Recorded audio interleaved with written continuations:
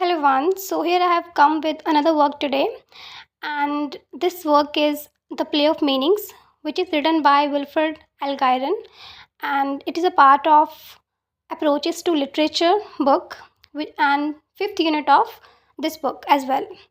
So today we are going to read this work that what is it कि Play of Meanings जो work है ये क्या है और इसमें हमने क्या क्या आगे रीड करना है इसको समझने के लिए तो we will start with its author first कि लेट्स नो अबाउट कि who is the author and what is his achievements okay तो Wilfred Guerin whose full name is Wilfred Louis Guerin 1929 to 2024 was a renowned बहुत famous American literary scholar and professor of English language at Louisiana State University. ठीक है, तो English language के professor थे यहाँ पे। He is best known for his coauthorship with बताती हूँ कि इन्होंने क्या किया था। इन्होंने एक वर्क लिखा था that is a handbook of critical approaches to literature. एक बुक लिखी थी, उसको को-ऑथरशिप में लिखी थी। को-ऑथरशिप यानी कि बाकी ऑथर्स के साथ मिलके, है ना। तो मतलब इस बुक का कोई एक ऑथर नहीं है, बहुत सारे ऑथर्स हैं। तो एक ऑथर तो हो गए विल्फ्रेड गायरन, तो बाकी जो ऑथर्स हैं वो हैं ब्रैकेट में ये मैंने लिखे हुए हैं Earle Labor, Lee Morgan, J C. Reesman and John R Willingham. ठीक है, तो इन्होंने ये बुक लिखी है which is a foundational text, एक बहुत ही इंपॉर्टेंट टेक्स्ट है इन लिटरेरी स्टडीज़ इस फील्ड में that introduces students to various schools of literary criticism. ये जो बुक है ये बहुत ही इंपॉर्टेंट वर्क है जो सभी रीडर्स को, सभी स्टूडेंट्स को बहुत सारे लिटरेरी स्कूल्स जो होते हैं क्रिटिसिज्म में जो यूज़ होते हैं, जैसे कि including formalism, psychoanalysis, feminism, Marxism, post structuralism, इससे इंट्रोड्यूस करवाती है। यानी कि इस जो बुक है इसमें ये सारी थ्योरीज जो हैं या जो ये थ्योरीज़ हैं, इनके जो फेमस ऑथर्स हैं, इसको प्रॉपरली स्टडी किया गया है इस बुक में। ठीक है, आगे through this work Guerin played a crucial role in shaping the way literature is studied and interpreted in academic institutions. तो ये जो वर्क कौन सा अब handbook of critical approaches to literature, ये जो बुक है इस वर्क के थ्रू जो गायरन थे उन्होंने क्या किया, एक लिटरेचर को एक स्टडी करने का एक बहुत ही अच्छा तरीका प्रोवाइड किया। ठीक है, कि उसको कैसे आप स्टडी कर सकते हो, क्योंकि इसमें डिफरेंट थ्योरीज हैं, है ना। ये जो फॉर्मलिज्म है, साइकोएनालिसिस है, फेमिनिज्म है, मार्क्सिज्म है, पोस्ट स्ट्रक्चरलिज्म है, अलग अलग थ्योरीज प्रॉपरली अरेंज्ड हैं, प्रॉपरली डिस्क्राइब्ड है, एक्सप्लेन्ड है। तो इससे क्या होता है कि स्टूडेंट्स को हेल्प मिलती है किसी भी वर्क को स्टडी करने के लिए, वो इस डायरेक्ट हेल्प ले सकता है। तो बहुत ही ईजी कर दिया उन्होंने कॉम्प्लेक्स चीज़ों को समझने के लिए, making complex critical theories accessible to students and readers around the world. ठीक है, सब उन्होंने इम्पॉर्टेंट एंड कॉम्प्लेक्स थ्योरीज को अच्छे से अरेंज करके इस बुक में प्रेजेंट कर दिया। तो एक बहुत ही नाइस वर्क लिखा है उन्होंने। Next we will read the play of meanings. Okay, तो पहले तो हमने इसके टाइटल को ही समझना है कि इसका टाइटल का क्या मीनिंग है। So we will read now. One of the most intellectually rich ideas explored in the handbook is the play of meanings. This concept is grounded in post-structuralist theory, especially in the ideas of Jacques Derrida.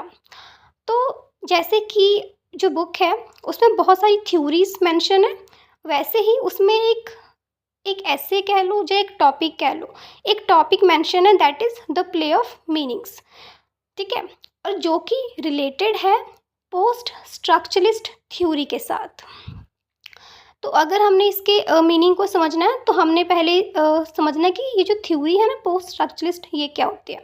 तो post structuralist theory जो दी है in writer ने, जैको Derrida ने। ठीक है, इनकी theory है ये, और इसमें बोला किया गया है, इसमें ये राइटर ये कहता है कि देखो, क्रिटिक भी है और राइटर भी है, वो ये कहते हैं कि जब भी कोई वर्क लिखा जाता है, जैसे कि सपोज एक पोइम है टू हिज कोई मिस्ट्रेस। ठीक है, बहुत ही फेमस पोइम है और बीइंग एन एमए स्टूडेंट आपको पता ही होगी, है ना। नहीं पता है तो you must go through it, because उसकी जो एग्जाम्पल है वो काइंड ऑफ बेस्ट एग्जाम्पल है पोस्ट स्ट्रक्चरलिस्ट थ्योरी को एक्सप्लेन करने के लिए।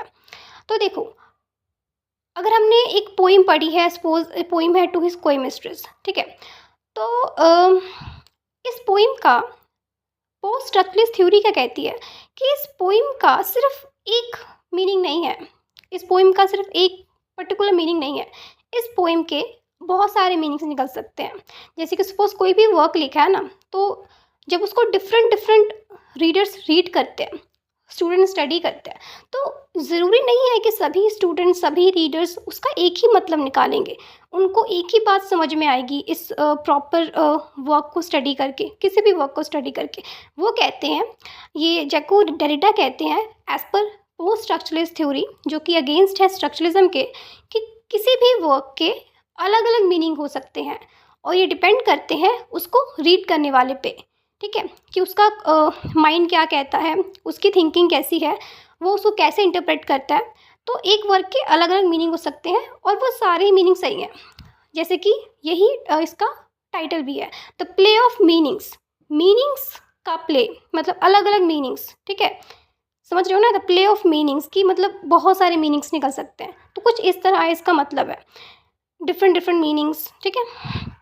ओके, आगे बढ़ते हैं। Guerin uses phrases to explain, Guerin uses the phrase, ये जो फ्रेज है the play of meanings is to explain how literary text are not fixed. मतलब प्ले ऑफ मीनिंग्स का मतलब क्या है कि जो मीनिंग है ना वो फिक्स नहीं है, किसी भी कोई भी वर्क है उसका क्या सेंट्रल आइडिया निकलता है ये फिक्स नहीं है। Instead they are open to multiple interpretation, जबकि ये जो मीनिंग तो फिक्स नहीं है बल्कि इसके अलग अलग इंटरप्रिटेशन निकल सकते हैं depending on the readers context, the critics perspective and the language itself. और ये डिपेंड करता है कि रीडर का माइंड क्या कहता है, क्रिटिक का पर्सपेक्टिव क्या था उसको राइट करते हुए या रीड करते हुए। क्रिटिक है तो वो उसको रीड करेगा, एंड द लैंग्वेज इटसेल्फ कि उसकी लैंग्वेज किस तरह की, कि उसकी लैंग्वेज भी अपने आप में एक बहुत पावरफुल टूल है कि लैंग्वेज कैसी है उस वर्क की।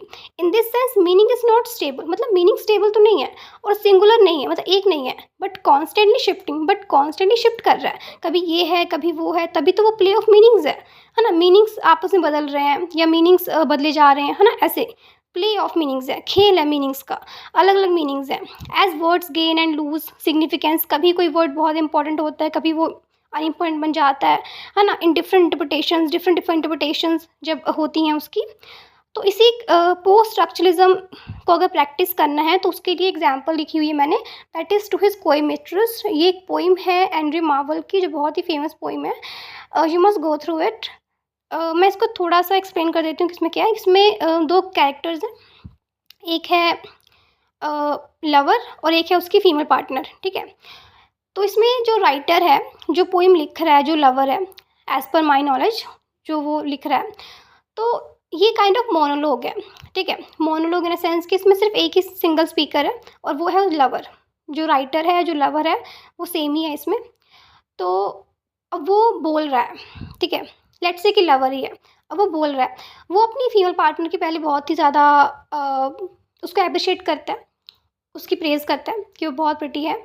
फिर उसके अलग अलग तरीक़ों से उसको कंपेयर करके उसको, उसके डिफरेंट बॉडी पार्ट्स को कंपेयर करता है अलग अलग चीज़ों से, और उनको फिर उसकी तारीफ़ करने के लिए बहुत टाइम मांगता है कि तुम्हारी आंखें ऐसी हैं, है ना, तुम्हारी ब्रेस्ट ऐसी है, इसको प्रेज़ करने के लिए मैं 100 ईयर्स दे सकता हूँ, ऐसे ऐसे करके वो उसको प्रेज़ करता है। और वो कहता है कि देखो मेरे पास, अगर मेरे पास बहुत टाइम होता तो मैं तुम्हें इतने साल तुम्हारे हर बॉडी पार्ट को प्रेज़ करने में लगा देता, लेकिन क्योंकि टाइम नहीं है, काप डीम का पॉइंट यहाँ पे आता है, सीज़ द डे, कि टाइम नहीं है तो लेट्स सीज़ द डे, है ना, we don't have much time. So उसमें बेसिकली क्या होता है कि जो फीमेल पार्टनर होती है वो उसमें इतना इंटरेस्टेड नहीं होती है, पर वो क्या कहता है, जो लवर क्या कहता है कि why are you not getting close to me, उसको अपील करता है। बेसिकली वो अलग अलग तरीक़ों से अपने आर्गूमेंट से फीमेल पार्टनर को अपील करता है to have sex with them because they don't have much time, ठीक है, they don't have much time, so why she is not having with him ना। तो ऐसे करके वो उसको काइंड ऑफ, ऐसे ही पोइम है ये, एक काइंड ऑफ सिडक्टिव पोइम है ये, अगर हम इसको एक तरीके से देखें तो ये ऐसी पोइम है। तो वो उसको कैसे कहता है कि you should have done with me, ऐसे उसको अप्रिशिएट, उसको अपील करता है। पर जो फीमेल पार्टनर होती है वो उससे दूर जाना चाहती है या उसको इम्पोर्टेंस नहीं देती है, तो ऐसे करके ये पोइम है। तो जब हम इसको पोस्ट स्ट्रक्चरलिस्ट थ्योरी इस पर अगर अप्लाई कर दें ये थ्योरी अप्लाई करके इसको देखें तो हमें क्या पता लगेगा कि इसके बहुत मीनिंग्स निकलते हैं। Different different writers, different different readers इसके अलग मीनिंग निकाल देते हैं। तो अगर स्ट्रक्चरलिज्म अप्लाई होगा, स्ट्रक्चरलिज्म, तो उसमें एक ही मीनिंग निकलेगा। वो एक मीनिंग हम मान लेते हैं कि ये एक सिलेक्टिव पोइम है, जिसमें जो लवर है वो अपनी फीमेल पार्टनर को उसके साथ टाइम स्पेंड करने के लिए उसको अपील कर रहा है, ठीक है। इसका एक मीनिंग है एज़ पर स्ट्रक्चरलिज्म, कि मतलब 10 रीडर्स भी पढ़ेंगे या 100 भी पढ़ेंगे तो उसका एक ही मीनिंग निकलेगा, दैट इज़ दिस। लेकिन इन कॉन्ट्रास्ट टू अगर हम अप्लाई कर देते हैं पोस्ट स्ट्रक्चरलिज्म इसी वर्क के ऊपर, तो इसके बहुत मीनिंग निकलेंगे और फिर वो बन जाएगा द प्ले ऑफ मीनिंग्स, मतलब अलग अलग मीनिंग्स का प्ले, ठीक है। जैसे फर्स्ट मीनिंग निकल जाएगा रोमांटिक है, पैशनेट है, कि उसमें कितना लवर कितना रोमांटिक है ना। सेकंड निकल जाएगा कार्प डीम का, कि उसमें कार्प डीम का मैसेज आ रहा है कि वो उसको अपील कर रहा है कि देखो हमारे पास ज़्यादा टाइम तो नहीं है ना, तो लेट्स हैव इट। तो एक इसका ये मीनिंग निकल जाएगा।